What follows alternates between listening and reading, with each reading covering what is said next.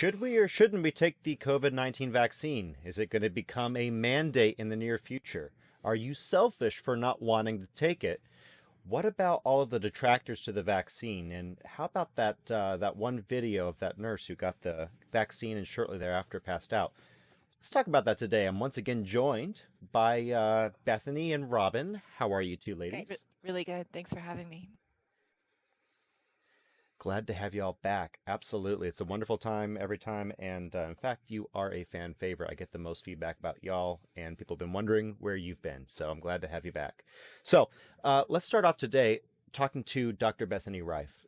Dr. Reif, how exactly are vaccines made?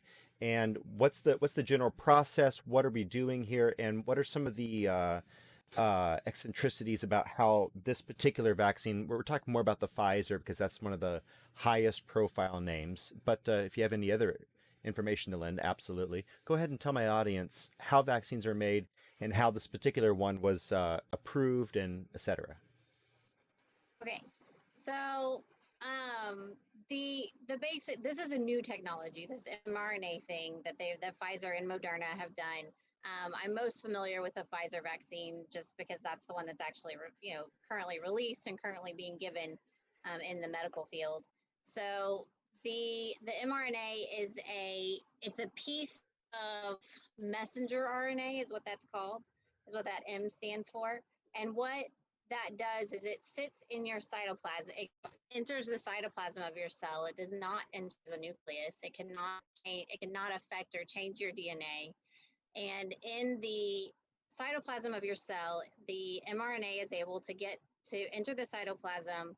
Your your cells actually then take that information and create a protein. And that protein in the vaccine is the spike protein that's on the coronavirus. And then the cell will then present the spike protein on the surface of the cell. Your body recognizes, hey, this is foreign material. It creates antibodies to the spike protein. And then your body has those ready, and then your body remembers that antibody. And so when your body then sees the coronavirus, if you're exposed, it will go, hey, we know what this is. This is foreign. And it instantly is able to make a whole ton of antibodies super fast. And thus hopefully you don't get sick is the idea. And so that's how the vaccine works. They figured out that to get that mRNA into the cytoplasm of your cell, they're wrapping it in some lipids because that protects it until it's able to get in the cytoplasm, and that's how it gets into the cell. So that's how it works.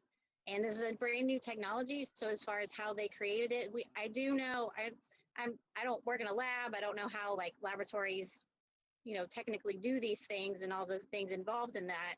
But my understanding is this is a lot easier than creating a lot of the other vaccines that we've done because they're normally trying to create a protein or wrap it with a protein, or they're trying to take the virus or the bacteria and change it in some way to deactivate it so that it doesn't make us sick and then put that in the vaccine. And that takes a whole lot more steps